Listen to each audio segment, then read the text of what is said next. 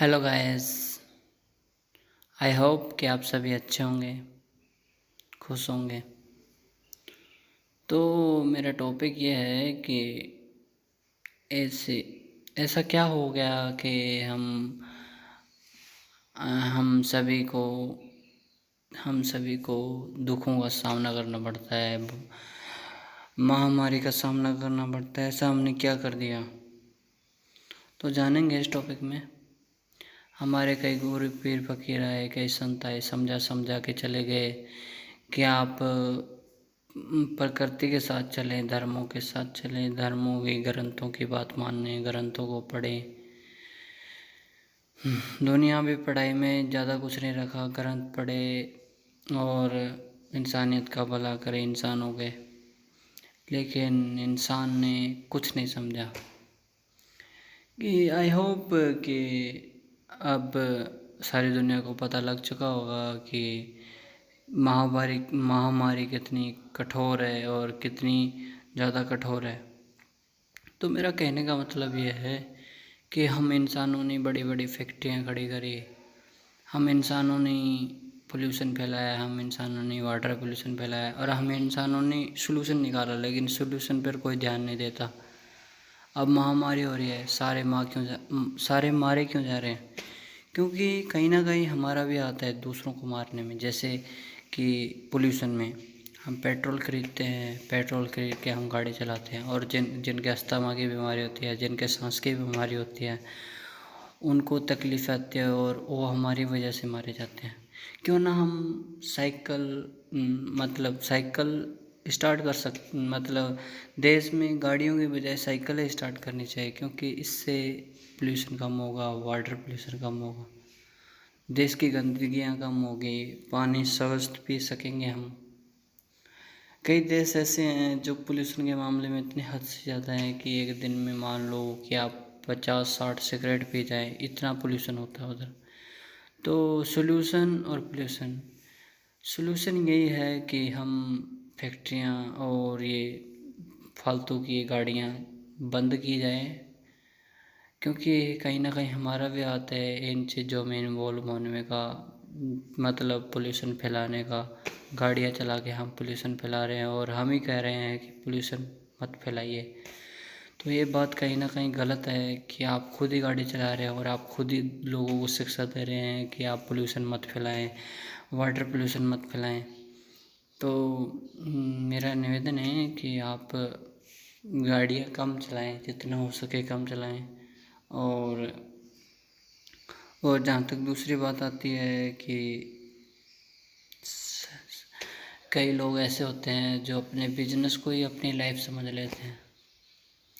इस बिजनेस के चक्कर में वो मतलब ड्रग के चक्कर में खुद के घर तो बसा ही लेते हैं, लेकिन साथ के साथ वो बुराइयों को भी बुला लेते हैं।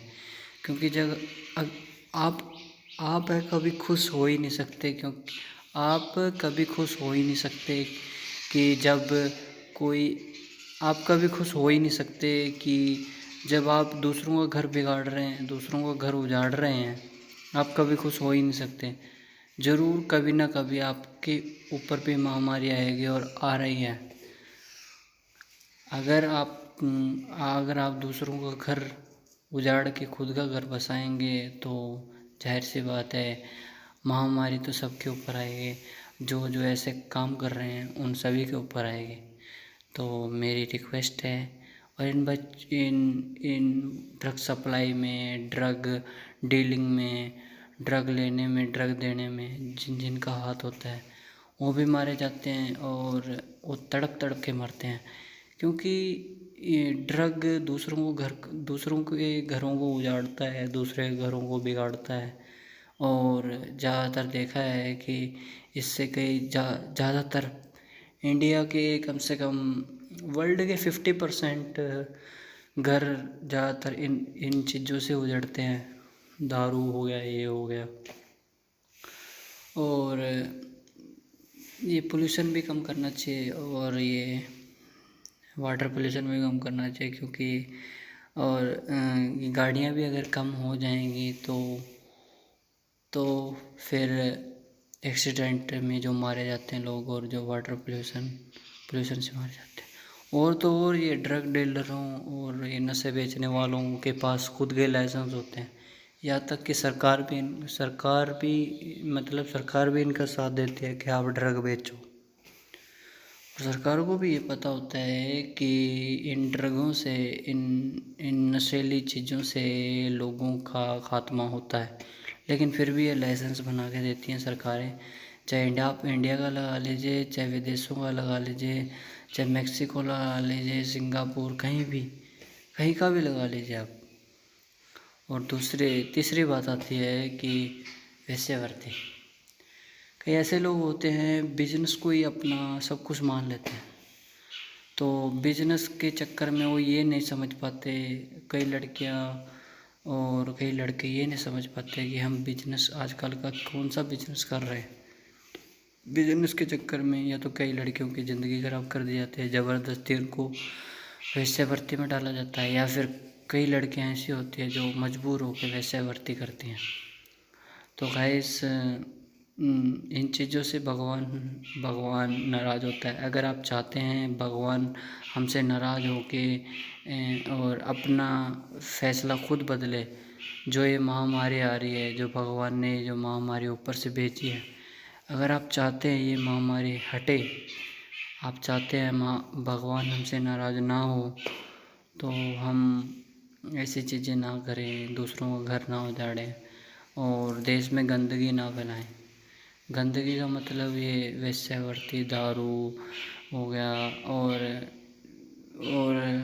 ड्रग सप्लाई, दूसरों को घर उजाड़ के खुद के घर बसाना, इसमें भी कई लड़कियां अपनी ज़िंदगी ख़राब करती हैं और कई लड़कियों की ज़िंदगी ख़राब कर दी जाती है लड़कों के द्वारा। तो मैं कहना चाहूँगा कि ऐसे जो लड़कियां जो खुद आई हैं या मतलब मजबूरी के कारण आई हैं, या फिर जिनको ज़बरदस्ती इनमें डाला गया है, तो मैं इनसे आग्रह करूँगा, जो महामारी आई है, जो महामारी आने वाली है या इससे भी भयंकर आने वाली है, तो आप पहले ही आगाह हो जाएं, ऐसी चीज़ें छोड़ दें। और हाल ही में पिछले 5-6 सालों में ये सामने आया था कि बच्चों की तस्करी करके और विदेशों में भेजते थे बच्चे, और जो लड़कियां होती थी उनको 1-2 लाख में बेचते थे। तो ये भी सामने आया था कि कोलकाता या फिर कहीं भी कि इनकी किडनियाँ, दिल, आँखें, ऐसी चीज़ें निकाल के बेचते थे अमीर लोगों को, क्योंकि इनकी अमीर लोगों को ड्रग करने की ज़्यादा आदत होती है और इनकी किडनियाँ ख़राब हो जाती हैं, तो फिर ये इनके बच्चों के निकाल के अमीर लोगों को दे देते हैं। ऐसा गंदा बिजनेस करते हैं ये कि पूछिए मत।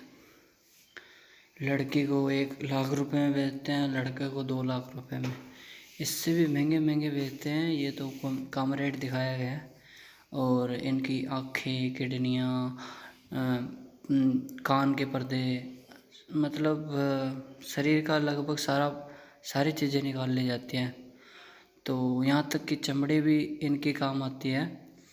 तो ऐसी तस्करी के ऊपर बैन लगाया जाए और ऐसे तस्करी के ऊपर हमेशा के लिए बैन लगाया जाए। जो ऐसी तस्करी करे उनको या तो मौत की सज़ा दी जाए या फिर देश के सामने उनको सारे देश के सामने, सारों के सामने फांसी दी जाए, ताकि समझ में आ जाए जो ऐसी तस्करी करता हो। और जो ये गऊओं को काटते हैं, जानवरों को काटते हैं, ये बहुत ही गंदा वो है काम। और इसको भी सरकार लाइसेंस देती है मांस काटने वालों को। आप यूपी में चले जाइए, आप कहीं भी चले जाइए जहाँ पे ऐसे बिजनेस चलते हैं, जहाँ पे गऊएँ या कुछ भी भेड़ें, बकरियाँ, बकरे, गधे, घोड़े, जो भी हैं, जो भी जिन चीज़ों का मांस काटा जाता है, काटते हैं, तो इनमें सरकार भी साथ देती है। आप काटिए क्यों, इस ऐसे कहती है सरकार, सेहत बनती है। तो फिर मेरे ख्याल से भगवान पागल है कि उसने प्रकृति बनाई, प्रकृति के पेड़ों के ऊपर भगवान ने फल गलती से लगा दिए। बनाना, सेब, पपीता, ऐसे कई तरह के फल हैं जो हमारी सेहत के लिए अच्छे हैं। तो मेरे को लगता है भगवान ने कोई गलती कर दी होगी ऐसी चीज़ें उगा के, जो हम आजकल जानवर को काटते हुए खा रहे हैं। तो गाइस ऐसा काम ना करें कि जितना हक हमारे को अपनी लाइफ जीने का है, अपनी लाइफ दूसरों के लिए जीने का है, उतना ही हक इन जानवरों का भी है इस धरती पर, इस दुनिया में। जैसा हम खा पी रहे हैं वैसा ये अलग से, इनको प्रकृति के हिसाब से चलने दीजिए। आप प्रकृति के हिसाब से चलिए, आप धर्मों को पढ़िए, आप धर्मों से समझिए। जितना हक आपका जीने का है उतना हक जानवरों का भी जीने का है। अगर कल को भगवान ना करे, कल को अगर भगवान इनको जानवरों को इतनी बुद्धि दे दे कि कल को अगर आपको काट के खाए तो आपको कैसा महसूस होगा, वो आपको ऊपर जाके बता देगा भगवान। तो इसलिए ये ना चीज़ें करें कि आप जानवरों को काट के खा रहे हैं, अपना घर बसा रहे हैं, दूसरों को घर उजाड़ रहे हैं और जानवरों को नष्ट कर रहे हैं। इसलिए तो महामारी बढ़ रही है कोरोना की, इसकी उसकी, तरह तरह के। आपको लगता है कि भगवान हमसे नाराज़ ना हो और भगवान ये कुदरत के कहर ना बरसाएं, तो ऐसी चीज़ें ना करें। अपना खुद का घर बसाने के चक्कर में दूसरों का घर ना उजाड़ें। और जितना हक आपका जीने का है इस दुनिया में, उतना हक इन पेड़ों का, इन जानवरों का, इन सभी का है। तो आप ना प्रकृति को नष्ट करें, आप जानवरों को नष्ट करें, और ये पोल्यूशन, ये गाड़ियाँ बंद करें, क्योंकि इसमें कहीं ना कहीं हमारा हाथ है। पोल्यूशन फैलाने में भी हम इंसानों का हाथ है। जो ये अस्थमा की बीमारी से मरते हैं, कहीं ना कहीं हमारा हाथ है। और अस्थमा की बीमारी वालों को ऑक्सीजन की बहुत ज़रूरत है, ऑक्सीजन की बहुत ज़रूरत होती है। तो इसलिए प्रकृति से कभी खेलें ना, प्रकृति के साथ चले और धर्मों के साथ चलें। और प्रकृति से अगर आप खेलेंगे तो जाहिर सी बात है इस समय प्रकृति आपसे खेल रही है, भगवान आपसे खेल रहा है, क्योंकि आप पहले खुद कुदरत के उल्ट चले हैं, भगवान के उल्ट चले हैं, गॉड के उल्ट चले हैं। तो आप प्रकृति के साथ चलें और ग्रंथों को ढंग से पढ़ें। ग्रंथों में क्या लिख रखा है, भगवान, कई ऋषि मुनि इस धरती पे आके सब कुछ समझा गए, लेकिन आपके फिर भी समझ में नहीं आया। तो आप झेलिए ये भगवान की कुदरत का कहर, भगवान का कुदरत का कहर झेलिए और झेलते आए हैं और झेल भी रहे हैं। अगर आप चाहते हैं भगवान अपना खुद का फैसला बदले, कुदरत का कहर भगवान टाले, तो आप ऐसी चीज़ें छोड़ दें और भगवान को अपना लें। यकीन मानिए इस दुनिया में भगवान भी है, भगवान नाम की चीज़ भी है। ये जो बकवास फिल्में बनाते हैं, भगवान नहीं है, कुछ नहीं है, हम ही हैं इस दुनिया में। भगवान ने हमारे को सिर्फ ज़िंदगी में संघर्ष करने के लिए भेजा है। हम अपने मेहनत से, अपने लगन से हम इस दुनिया में जीत हार का फैसला खुद करते हैं। लेकिन इसका मतलब ये नहीं हम जीत हार के मतलब में हम यही भूल जाएं कि हमारे को जीना कैसे है, हमारे को प्रकृति के साथ चलना चाहिए, हमारे को धर्मों के साथ चलना चाहिए। ना कि हमारे को प्रकृति के उल्ट चलना चाहिए, ना कि हमारे को धर्मों के उल्ट चलना चाहिए। जो ग्रंथों में लिख रखा है वो पढ़िए, उनको मानिए, उनको अमल कीजिए और पेड़ बचाएं, पेड़ लगाएं और पानी बचाएं, सबको स्वस्थ रखें।